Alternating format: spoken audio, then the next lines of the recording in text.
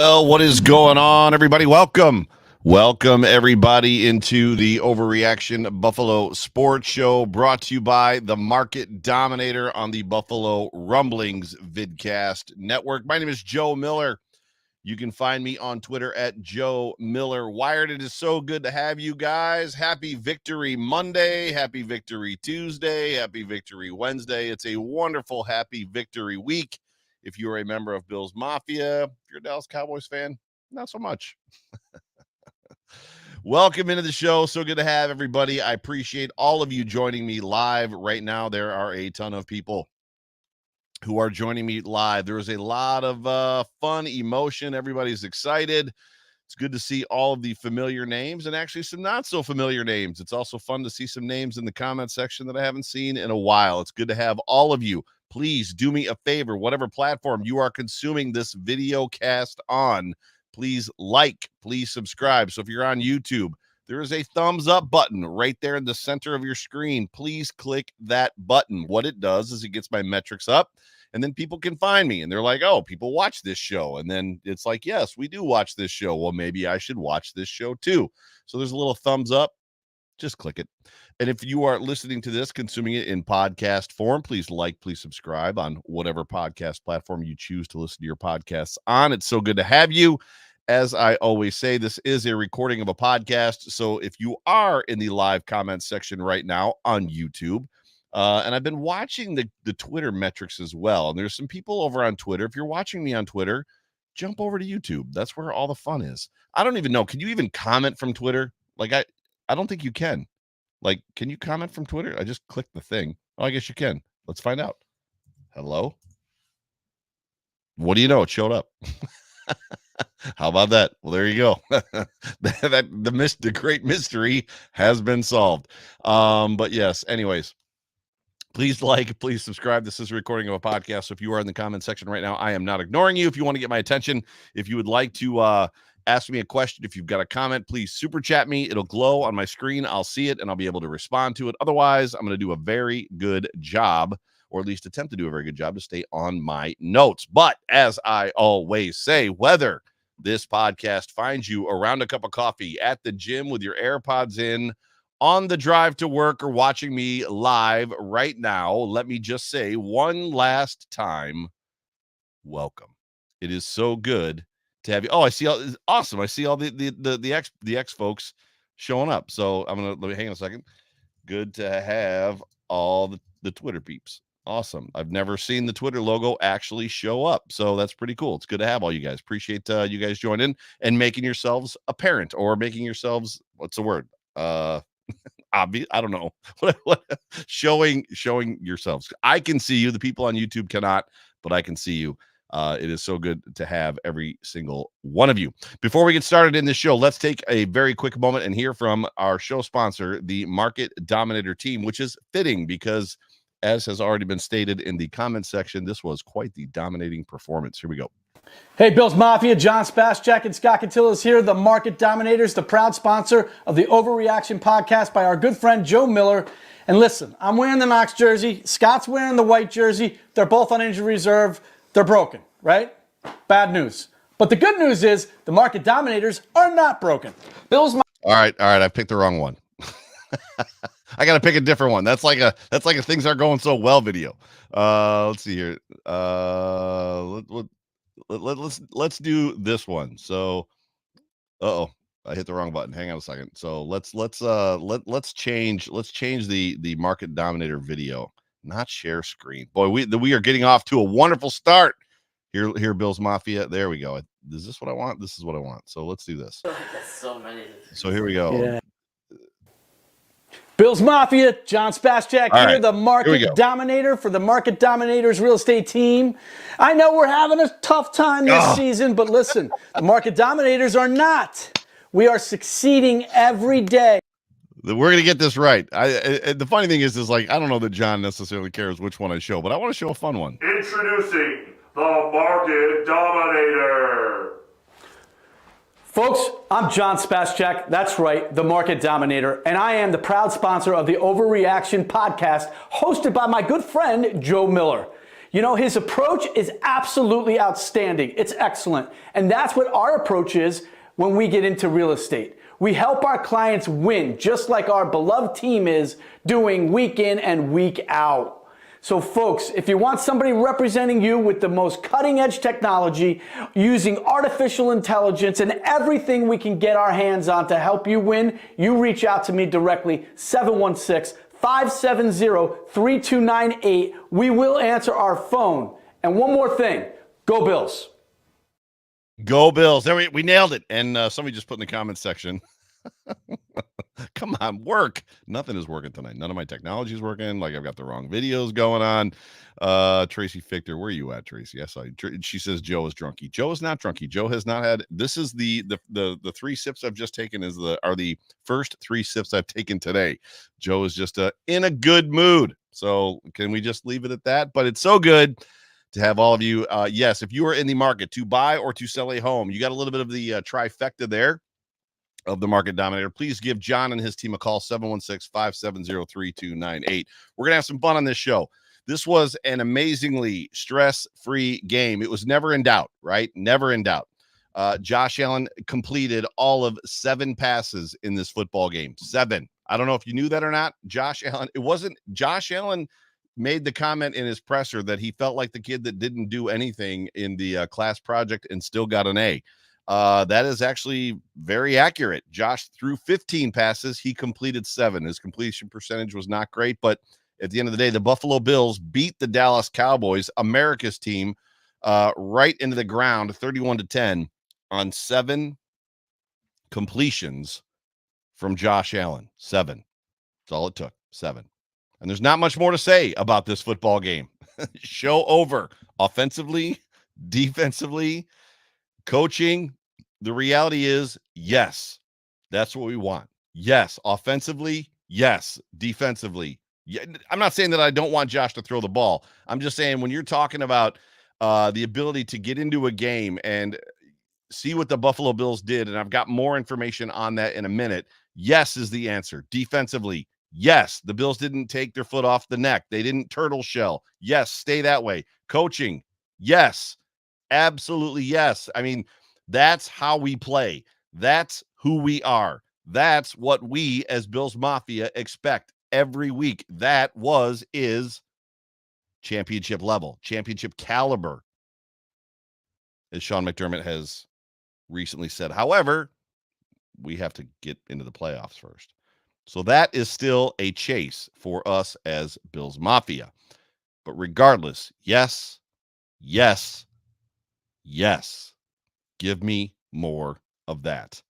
The Buffalo Bills need to win out. It's no secret. A weekend where they basically didn't get any help. I can talk to you a little bit about it real quick. The AFC standings currently, in regards to notes that I took, the Ravens are actually playing right now against the Jacksonville Jaguars. Both are the number 1 seeds in their respective divisions, but you've got the first 4 number 1 seeds in the divisions: Ravens, Dolphins, Chiefs, Jags. After that, you've got the Browns, Bengals, Colts, Texans, and then the Bills. The Buffalo Bills actually moved up 2 spots this weekend, which means the goal has not changed. They still have to win out. And I'm going to tell you this, you might as well just buckle up, Buttercup, because that is what is going to be expected. The Bills are going to have to win out.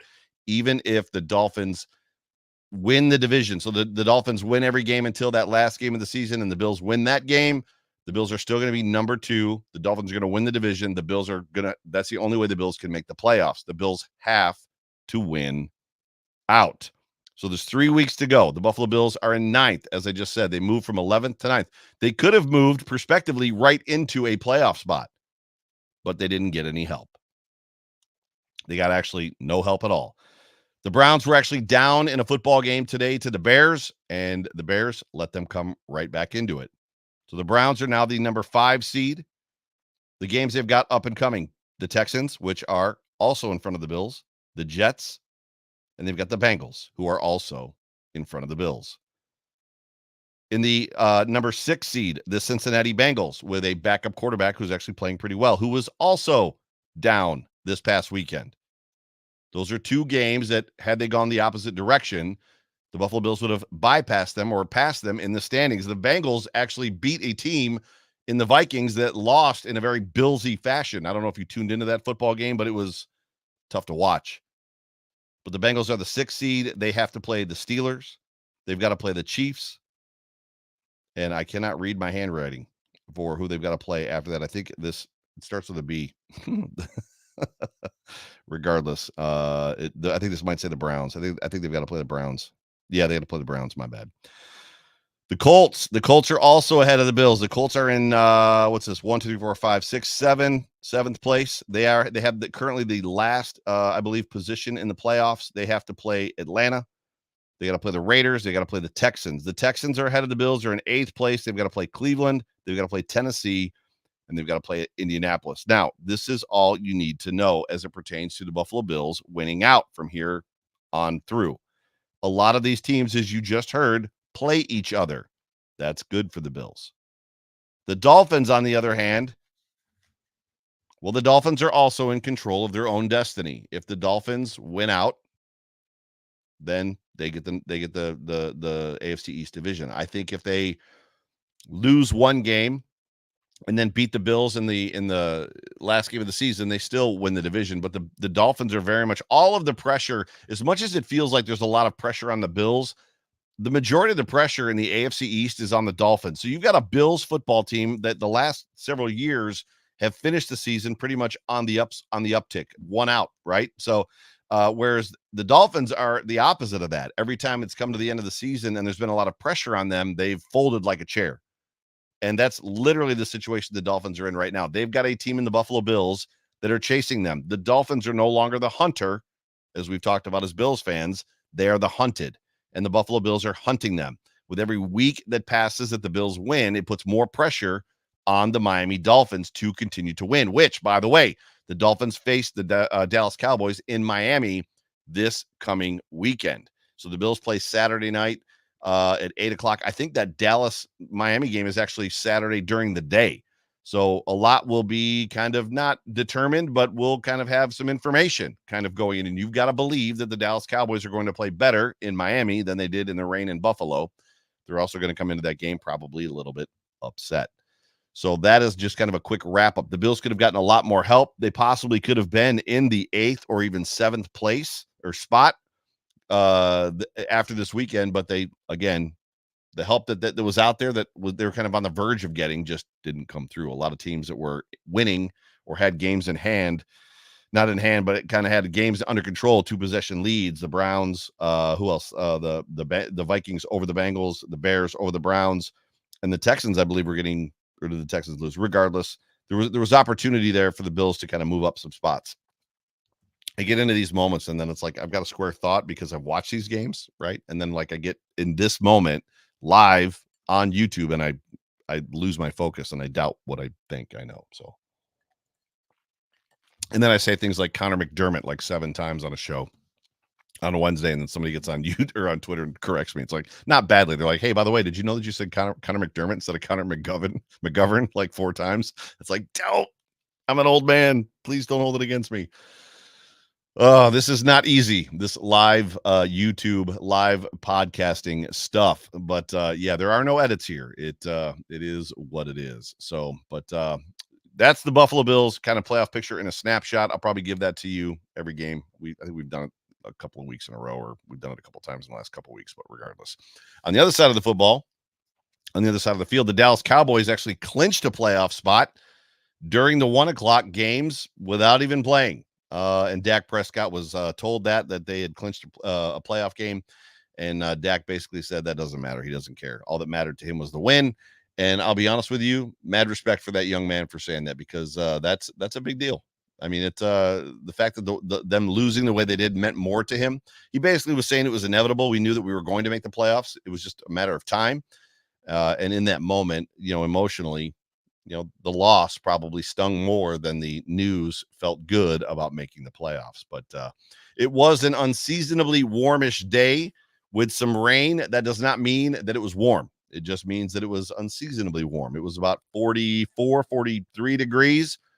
I'm sure that when the sun went down that feels like dropped probably into the 30s, especially with that rain coming down.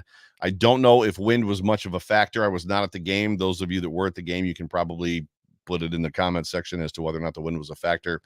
But you had to think going into this football game that it was going to play into the Bills' hands a little bit, that the weather was the way that it was. Dallas, a dome team from Texas, they throw a lot. They're not used to playing in the cold. I think their record under 40 degrees is not great over the last whatever decade. It wasn't necessarily under 40, but you did get the one shot of Mike McCarthy sipping hot chocolate on the sideline as he's like blow. I had to chuckle. I'm like, bro, it's not hot chocolate weather for us here in Buffalo. I'm gonna be honest with you. Like, I go to Bills games and I'll get a beer and I'll get a water, I'll get whatever, and I don't get hot chocolate unless it's like 10. It's 10 outside, and the hot chocolate is nothing more than a vehicle to warm my hands. So I'm more interested in the hot chocolate, the heat of the cup to warm my hands, than I am the watered down garbage hot chocolate that I just paid $6 for at the stadium. But Mike McCarthy's on the sideline, 48 degrees or 45 degrees, sipping hot chocolate, and I'm just like, here we go. Sorry. I just that it made me chuckle. For those of you that were at the game and didn't see it, it was relatively fun. They probably should have put that on the Jumbotron. Mike McCarthy drinking hot chocolate on the sideline, because I gotta think Bills Mafia would have got a little bit of a tickle out of that. But this football game, sorry, I'll try to get back on track. Started out strong. It was an old style, like old school football game, hard smash mouth football. The gladiators on the gridiron, right? It wasn't frozen tundra, but there was a lot of hard hitting and a lot of players trying to impose their will, something we actually don't see from the Buffalo Bills a whole lot. And they did. They imposed their will on the Dallas Cowboys, both on offense and on defense early. The Buffalo Bills offense opened up with a solid drive to go up 7-0. And basically at that point in time, never looked back. It was 7-0, and the Dallas Cowboys put together kind of an okay drive there, their first drive, and ended up having to punt. And it was all basically downhill from there for the Cowboys. Early on, I was actually texting Jerry and John and Spence, and Jerry actually had made the comment that the Buffalo Bills offensive line was getting a little bit worked in pass protection. Because I had made the comment in the chat, in our text group, that Josh Allen was starting to get a little bit of happy feet. This was around drive 3. And it was basically just due to some pressure that Josh was getting. And then you saw the Bills offense basically just turn and be like, you know what? We're going to let that guy do the work. They pointed over Josh's shoulder at James Cook, and they were like, hey, young man, why don't you cook? And that's kind of been like the highlight since the game has basically been played. Let James cook. Which has been great. And those offensive linemen were downhill blocking in the ground game, and it showed. I mean, they were lighting up that Dallas Cowboys defensive line. They were the production, the man to a man kind of overcoming the situation and basically owning the moment and just being on their blocks and imposing their will was impressive. And it's something this football team is probably going to have to make a habit of over the next, we'll say, 3 weeks to finish the season. And then obviously they're not going to get a first round bye, 4 weeks after that. So what's that, 7 weeks? We're going to need to see that from this football team over the next 7 weeks. But it's also encouraging because this is a team that's on the uptick.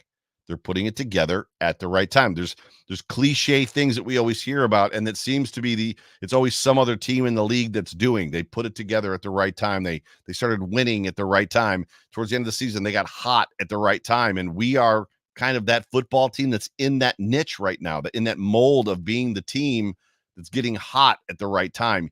We're an Eagles 61-yard crazy field goal in a rain windstorm away from actually having won the last 3 in a row, being what is it 9-5, and kind of like in the thick of this thing, and maybe making a push depending on what happens in this Ravens game. And I don't have it on, making a push for the 1 seed in a season where Joe Burrow's out. The Chiefs and Pat Mahomes don't look like themselves. Like, the opportunity to seize the moment is there. Unfortunately, the Buffalo Bills dug themselves into a hole and then proceeded to dig themselves into a hole inside the hole by losing games to the Jets and the Patriots and the Denver Broncos. But hope is not lost. Again, at the very least, at the very least, we are seeing some good football at the end of this season. We're seeing some promising football and some promising work from an interim offensive coordinator that I would expect will become sooner than later, if not this season, during the season, at least quickly in the offseason, he will be named the offensive coordinator in Joe Brady. We've been seeing a lot of good stuff from him. But even in this football game, getting back to it, every single back was productive. But James Cook was just on another level. He was in his zone. He was on another level, and it was awesome to see. It was encouraging. It was fun to watch. His cutting, his vision, his decisions, his reads. He was on it in this football game. And I put a little tweet out there about just being, I'm old enough to remember being told that James Cook will never be an RB1. The James Cook has bad contact balance. That the James Cook, there's a reason that in college he never got more than 14 touches in a game in college, and most of those were passes. As far as that goes, like I remember all those conversations because I was like, wait a minute, his brother's an RB1 and he's an inch taller and 10 pounds lighter. Well, that 10 pounds is all the difference in the world, Joe. That 10 pounds makes all the difference. Because of that 10 pounds, he'll never be an RB1. And James Cook right now is, I think, in third place for all-purpose yards from scrimmage in the NFL. He had 240 yards on the ground, which is the most. I've heard two different things. That's the most. They said in the game, it might have been 240 with 2 touchdowns, is the most since Thurman Thomas in 1991. And then in the pressers, they said it was the most yards from scrimmage or rushing yards from scrimmage since 2009 by a player. So regardless, it was very encouraging, very fun to watch. I'm sure all of you sat there with the biggest smile on your face, just like me, just where we were. What's interesting about this game, and it's always fun to be a content creator and backtrack. It's always fun to be a content creator and have to rethink or re-talk about, have a conversation, a new conversation about something that we haven't liked this year. One of those things, for instance, is Sean McDermott, right? I got, hey, Joe, like afterwards on Twitter, hey, Joe, do you want Sean McDermott fired still? And it's like, come on. So first of all, it's one game. We'll get into that, but, there's always next week. And I'm not saying that I want Sean McDermott fired. There's just things that we have seen, right, as fans. There's things that he continues to do. Well, another, one of those things is that inside handoff or that handoff from the shotgun, right? We all of us have lost our minds this season, going back to Ken Dorsey about the handoff from the shotgun. It's like, stop giving whatever running back the ball in a handoff from the shotgun. It's not working. Stop doing it. And my Lord, I don't know if the Dallas Cowboys weren't ready for it. I don't know if they hadn't watched the Bills suck at it for an entire season. I don't know if the Bills just figured it out, but they ran that play over and over and over and over again. And they were successful on it on almost every attempt. Like whatever the whiteboard play was where they were like, I've got an idea. We're going to put Josh in the shotgun and we're going to hand the ball off to James Cook or whoever's back there with him from the shotgun. And defenses are going to lose their minds. And it has not worked at all this season.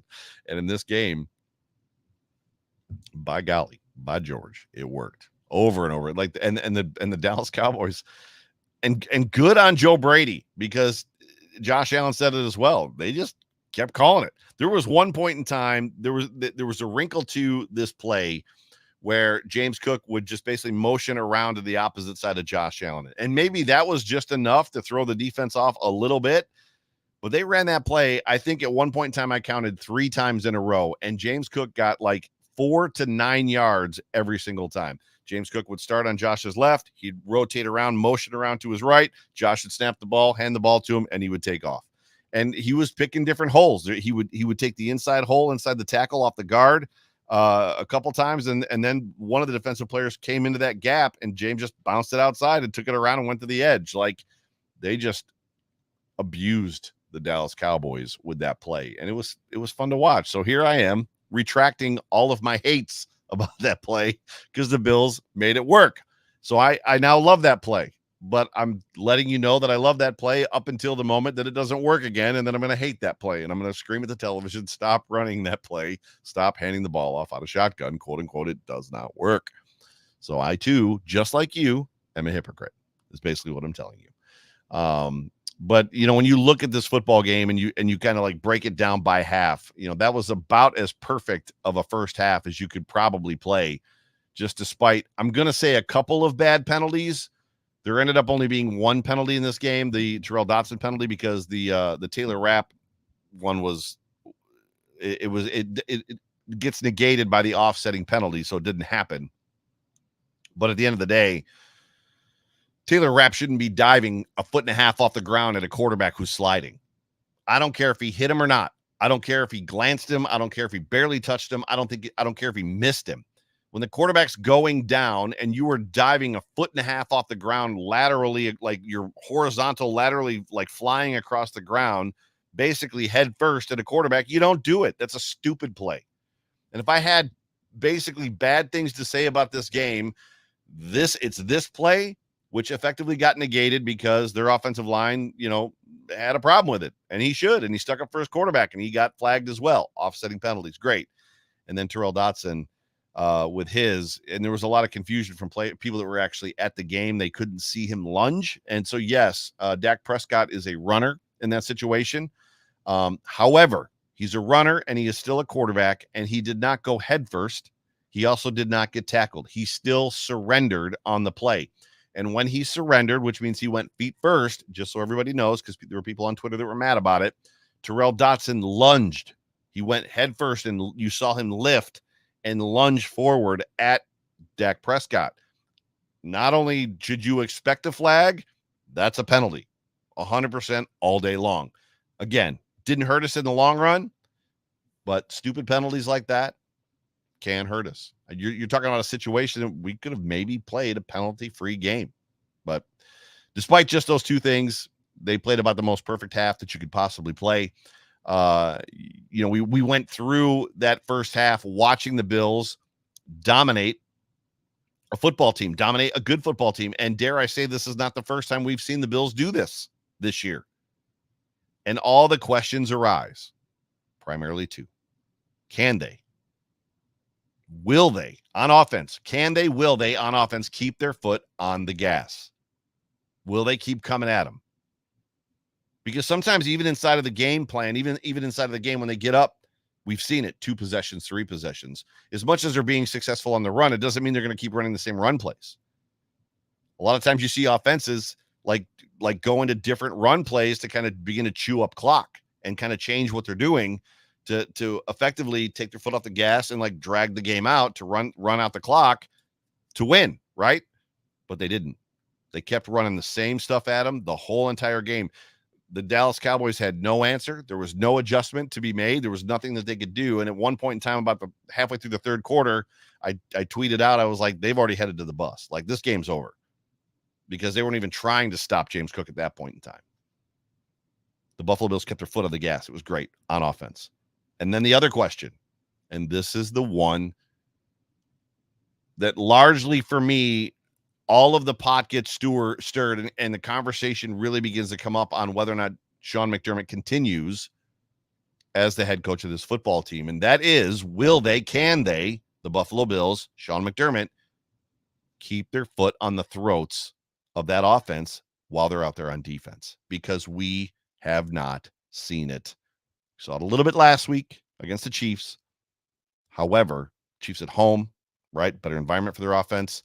Dallas in our environment, obviously 2 different football games, but we watched that defense suffocate the Dallas Cowboys offense from minute 1 to minute 60. And that, to me, I said last week on this show, and I think that that Trish actually quoted it. That game last week was a game that I felt like the Buffalo Bills coaching staff could learn from. I felt like the Buffalo Bills could learn from that game. Like, oh, we can be aggressive on defense. And Sean McDermott said it in his presser last week. I wanted to be aggressive. I wanted to finish the game the way we started the game, which we could like literally peel off and have multiple conversations just around We didn't change anything on defense in games. The Eagles game, we didn't do anything different. We did the exact same stuff. It's like, you're a liar. All of your players started playing 9 yards off, started playing prevent defense. But regardless, we watched the Buffalo Bills on defense this time suffocate them from the beginning to the end. It was great. And what's interesting is I was told by Bills Mafia that this defense had a limp. I was told that this defense can't hold teams. I was told that it wasn't a matter of them changing the game plan. It wasn't a matter of changing the scheme. It wasn't a matter of changing the defensive play calls. It wasn't a situation where they were just getting overcome because they're missing, right? They're missing Daquan Jones. They're missing Matt Milano. They're missing Tre'Davious White. I was told that they can't hold teams because of these things. That it wasn't about the play calls. It wasn't about the change of trying to do something different because we got a 2-possession lead. I was told that it was because of injuries. We can't hold them. So the offense has to keep scoring, and then Josh would throw an interception. That's what I was told. Lo and behold, you watch a football game where they did just that. They held the Dallas Cowboys to basically 3 points the entire game until a garbage touchdown in the end, of which Cooper Rush was supposed to come in the game. And then for some reason, Dak ran back out there. Whenever Josh Allen gets taken out of a football game, I always tweet Josh Allen's been benched. And then they showed Cooper Rush warming up, and like he was like jogging towards the sideline. And I quote tweeted my own tweet, and I was like, "Oh, Dak Prescott has also been benched in this game." And then all of a sudden, Dak Prescott was back out there, and I was like, "What happened?" So apparently there was a change of heart somewhere. I haven't seen or read a report about why, but at the end of the day, that defense is good. I was also told that defense gets a pass a lot because of what they're dealing with on injuries. And everything that I've said to you in the last 3 minutes about this defense is for me to tell you that defense does not have a limp.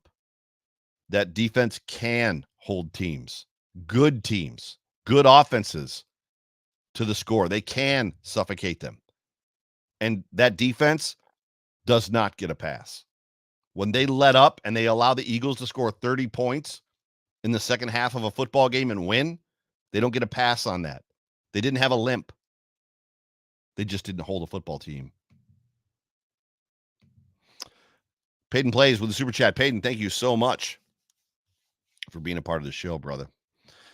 Peyton and I go way back, so I've got an opportunity. Peyton is one of the longtime listeners of this show that I've actually had the opportunity and the pleasure to connect with. We actually met. He lives in Tampa, and we got to connect at the Bills Bucks game a couple years back. So appreciate you, bro. You know that. We message back all the time. Dear Sean McDermott, he says, enclosed, you will find an undrafted linebacker and safety, a man on a 1-year deal, and the remnants of a Hall of Famer. Please save my season. Merry Christmas, Joe.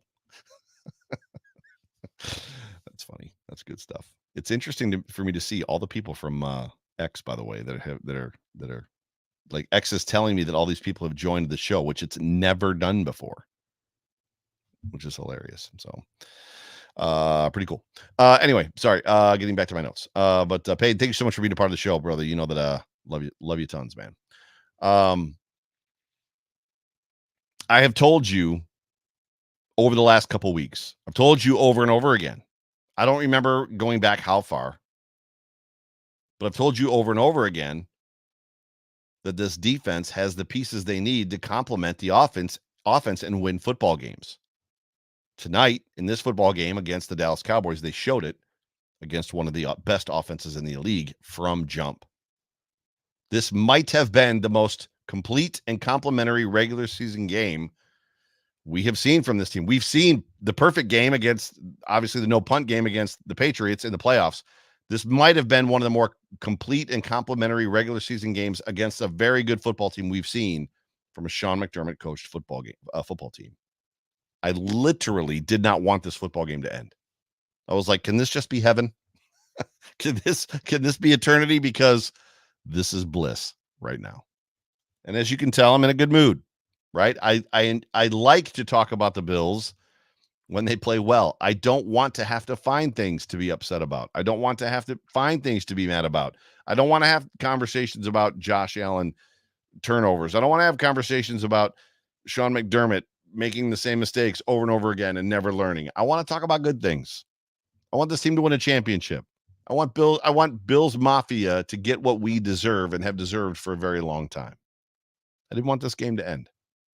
And I'm excited already for Saturday. And I think you guys probably are too. And the reality is, all that to say that the league, the AFC, these teams in front of the Buffalo Bills, the Ravens, Dolphins, Chiefs, Jags, Browns, Bengals, Colts, Texans, the Chargers, who we play next week, the Patriots the week after that, they better not let this football team into the playoffs. Whatever they got to do, whatever those teams have to do to not let the Bills into the playoffs, they better do. Because this version of the Buffalo Bills that you saw last week, even against the Eagles and some coaching mistakes, last week against the Jets, this week's, who's going to beat this football team? This team, when they're firing on all cylinders, list them. Do me a favor, put them in the chat, put them in the comment section. Who are the teams that are going to beat this football team when they're firing on all cylinders? Nobody. Absolutely nobody. A couple noteworthy notes before I jump over to your tweets.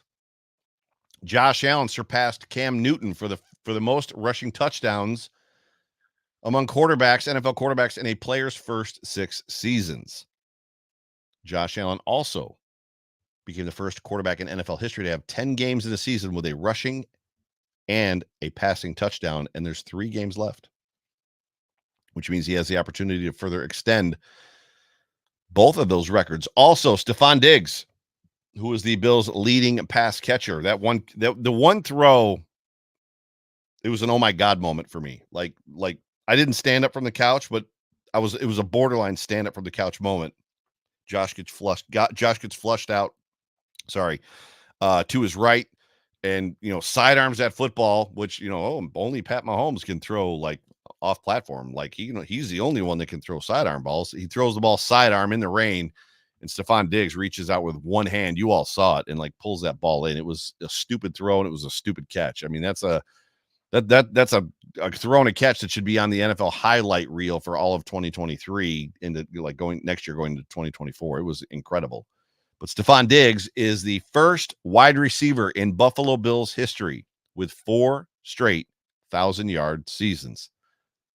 Real quick, this will be fun. So for those of you that are listening to me in podcast form or in a situation where you can't necessarily comment, but if you can comment, little trivia for you. Who are the 2 wide receivers that Stefon Diggs passed? This is a relatively easy one. You should know this. Name for me the 2 wide receivers that Stefon Diggs passed. So there's 2 wide receivers in Buffalo Bills history that have had 3 consecutive 1,000-yard seasons. If you're listening to me and you're on a comment or able to comment, jump into the comment section. Throw them in there. T-Walk says Lee Evans. Lee Evans is not one of them. Spin says Eric Moulds. Eric Moulds is also not one of them. Spin says Moulds and Evans. It is not. Uh-oh. You guys are getting out of control. NFYA says Andre Reed and Lee Evans. And some of you have the right answers already. I just haven't clicked on it yet. Mr. West Ashley 843 says Reed and Moulds. Nope. The answer is 1 being Stevie Johnson out of Kentucky. 7th round pick out of Kentucky, who I loved as a draft pick. And people are like, oh, he's not that good. I'm like, have you watched his film? And the other one is absolutely, as Mary says, Andre Reed. So Stefon Diggs passes Andre Reed and Stevie Johnson, who both had 3,000-yard seasons in a row, to become the very first Bills player with 4. And that's hard to believe when you consider like the wide receivers we've had. You guys named Eric Moulds, and you talk about Jerry Butler, like going back in the days, James Lofton, Andre Reed. Like we went a long time, Lee Evans. We went a long time without having a wide receiver 1. But that's impressive. 4 years in a row, 1,000-yard seasons. And again, the season isn't over. And he's been kind of quiet the last couple of weeks. He's been kind of quiet. So we're running a little bit late in this show. So I'm going to go ahead and jump over. I'm not going to do stats. I'm not going to do the story of the game. I pretty much talked about it. Due to awards. The story of the game, real quick. The Bills just didn't let up. They imposed their will on the Cowboys. They imposed their will on the Cowboys, both on offense and defense, which is not something we see the Bills do often. And they just did what they did, and it's something that we need to see for the entire game going forward. So it was great to see. Dude awards, the obvious number one dude award for me up is James Cook. Second, offensive line. Third one is the entire defense. Both played well. Down dude awards for me. I've already talked about them. Taylor Rapp, T-Dot. Now let's jump over to the tweets that you guys tweeted me, and there's a bunch, because y'all are up in your fields, and this is what we've been doing this for 3 or 4 years now. So you guys are, it used to be like I'd get 8 or 10, and now it's consistently in the 40s. And I think the most I had was like 96 at one point in time. After this football game, I tweeted out the Buffalo Bills stack another win and get no help from the rest of the league, despite some promising game starts. How's that win got you feeling, Bills Mafia? Reading your tweets of the show tonight. And I'll get through as many of these as I can, and then I'll let you guys go. Alex Warmall, who I'm guessing is British, because he said, chuffed to bits. Chuffed to bits. By the way, speaking of British people, I haven't seen Saxa Dave in a long time. Is Saxa Dave in the comment section? Because Saxa Dave has not commented me. I don't think he's responded to one of my post-game tweets in a while. And I know that like the whole primetime thing, being in England, in the UK, is tough for him to be on live, but have not seen hide nor hair of Saxa Dave in a minute. So yeah, if anybody hears from him or whatever, I'll have to DM him after the show. But anyway, chuff to bits. So apparently that is a British thing. So Alex, thank you for being a part of the show. It goes back to when Saxa Dave was actually in town, and he said that he was off his tits. And I was like, what? He's like, you don't say that in the States? It's like, no, bro, we don't say that we're off our tits in the United States. So we've got chuffed to bits and we've got off our tits. Yep, there we are. So it is what it is. And then Trish followed up with him and just said, you spoke straight to my British heart. So whatever that means, it means. Brandon Altman says the Bills are making the playoffs, and they are the team that nobody wants to face. Stoked we beat Dallas, but next week, all Buffalo fans are the biggest Dallas fans in the world. Love the show, Joe. Keep doing what you do while the Streams Land is back. Indeed. And I retweeted that one. Robbie Snyder, my guy, Robbie.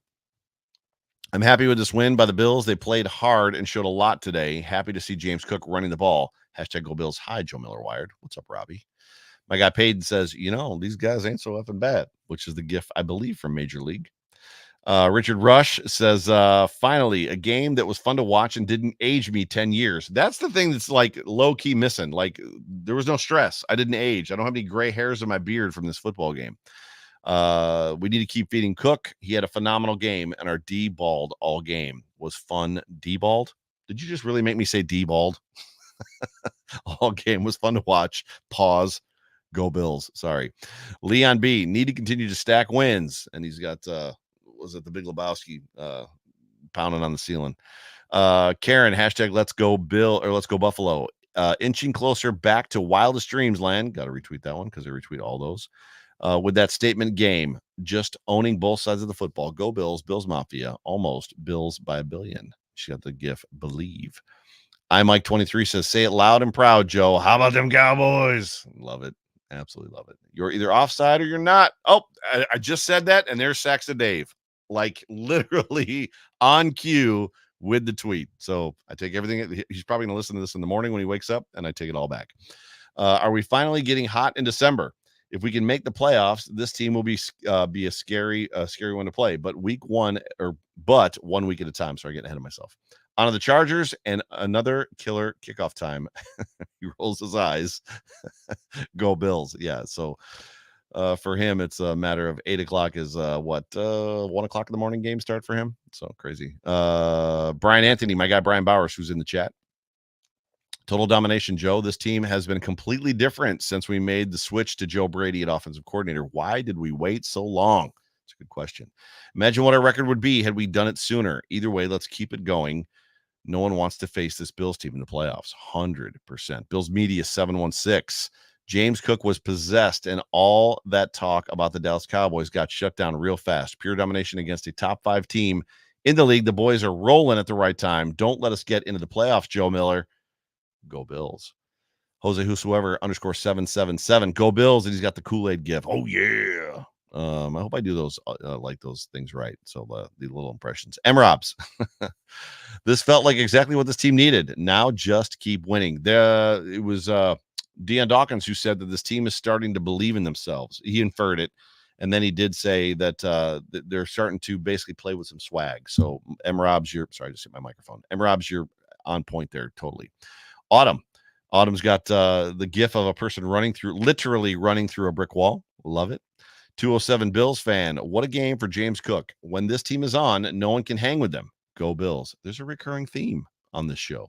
The run starts tonight. Go Bills says we're winning out. Predicted it since the Eagles loss and standing by it. Too many positives to hold us back. Joe Brady calling great games. Solid execution combined with a team that just likes to be the underdog. They weren't the underdog in this football game, by the way.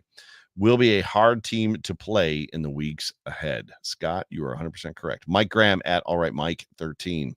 If you were to tell me Josh Allen was going to throw under 100 yards and we would still win by 21, I would have laughed in your face, especially against the Dallas Cowboys.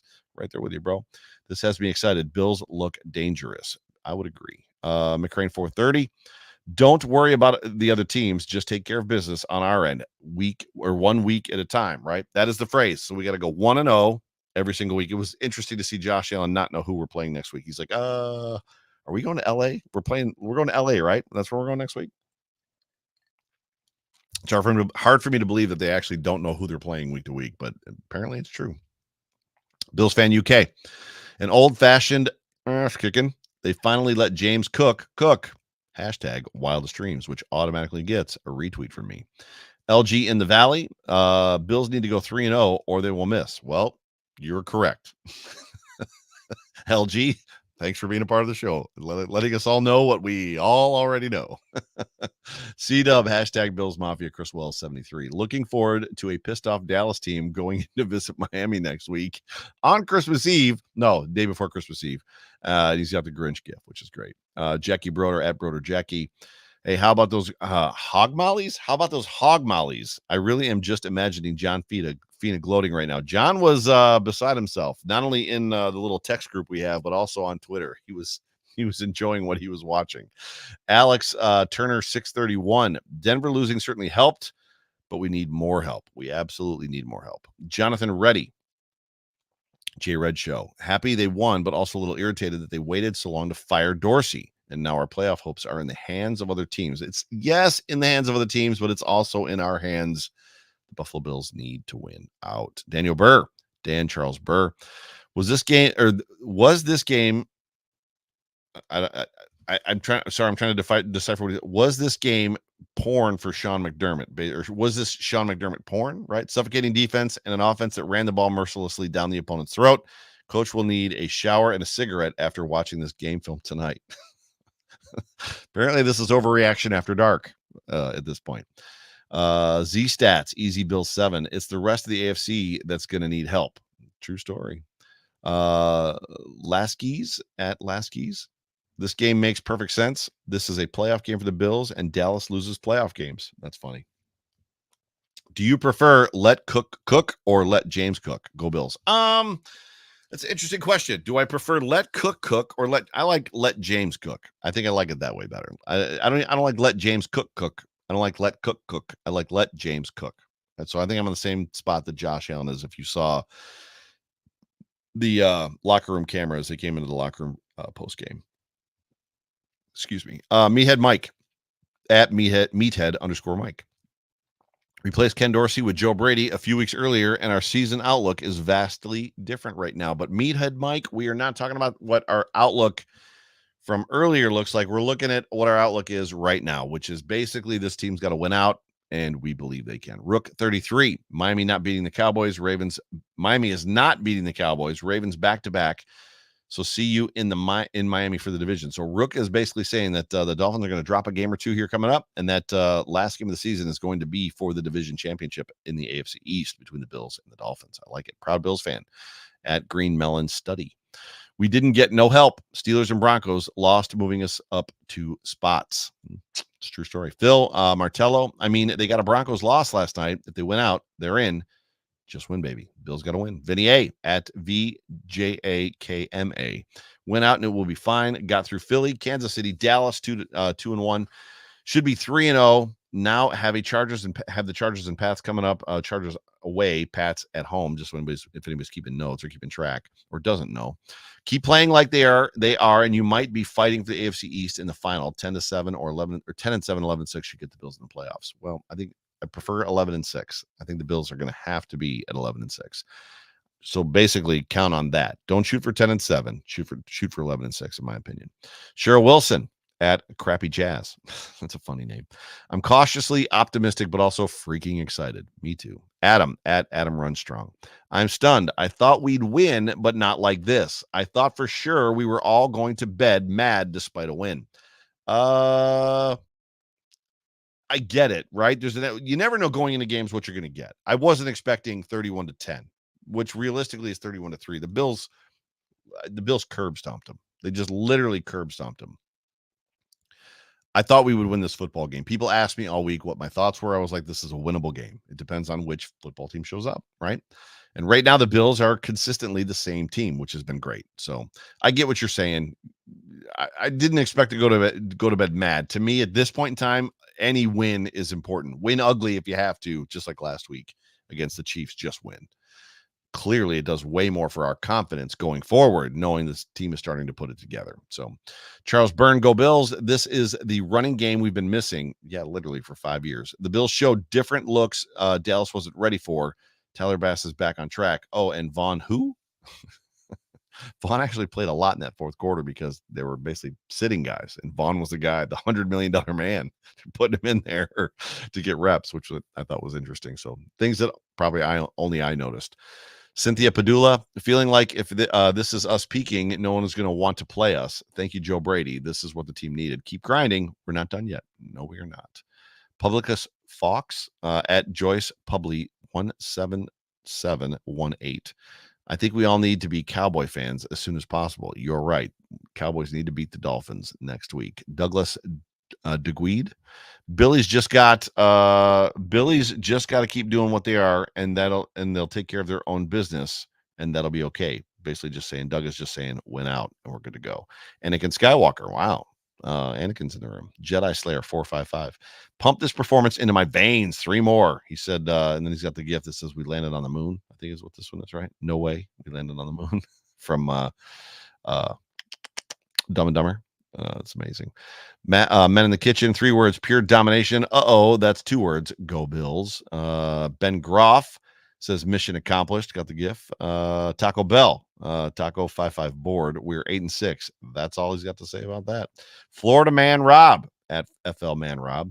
The 1 p.m. football gods did everything possible to demoralize this team prior to kickoff, and they did. And all they did was lay the smackdown to a championship caliber team. Next week, the tides turn, and these backup QBs start playing like backup QBs. Hashtag Wildest Dreamsland, which obviously gets a retweet for me. Just a couple more for you here. I think there's like 2. Patrick John Hizzy. Mike McCarthy putting Dak Prescott back in for Cooper Rush during garbage time was a loser behavior. Play stupid games, win stupid prizes. Go Bills. Yes, I agree with you, but Dak did not get hurt, so it was kind of fine. And then another Major League reference from Colty at Colty Roddercruss. He says, it's the gift where it says, my kind of team, Charlie. It's my kind of team. And then I think I've got one more for you from Texas Bills fan. Go Bills Harris. We don't need help. We are the Buffalo Bills. I'm on the moon with this ass whooping. Don't let us in the tournament. We will go dog walk all of them. Go Bills. Absolutely great. Oh, I'm sorry. There is one more. From DEFOEX, the Audi pile. He says, F 'em. Go make. This is a great one to end on. He says, F 'em. Use the real word, though. The F dash word. Make your own destiny. Go Bills is what he says, which is absolutely a perfectly fitting end to this here show. Ladies and gentlemen, I appreciate all of you being with me and hanging out with me and spending a little bit of time with me. It's been fun as we wrap this thing up. The Buffalo Bills are 8-6. They've got everything that they need in front of them. They've got to basically take it one game at a time, which is not necessarily news for us. We hear them talk about this all the time. We hear them say it all the time. They chirp it back. They parrot it. That is the world we're living in, and they are in a situation where, as a football team, they are getting hot at the right time. So go 1-0 every week. Take care of business. Win 3 more games, and let's just see where the chips fall. If you win the division, you win the division. If you don't, you don't. At least, hopefully, enough work is done that we make the playoffs. And then from there on out, as has been said by me over and over again and said by the people tweeting back at me, nobody wants to play this team. I promise you, nobody in the AFC wants to play this team. It's going to be a fun, just kind of ending stretch, run into the playoffs through Christmas and New Year. So buckle up, Buttercup. Have fun with it. But I appreciate every single one of you guys. Thank you so much. Ladies and gentlemen, you have been tuned into the Overreaction Buffalo Sports Show, brought to you by the Market Dominator team on the Buffalo Rumblings Vidcast Network. One more time, if you're in the market to buy or sell a home, please call John Spascheck, 716-570-3298. The number again, 716-570-3298. Tomorrow night, 8 o'clock, the Off Tackle with John Fina show and myself. Can't wait to see you there. Please tune in. We'll talk to you guys soon. Go Bills.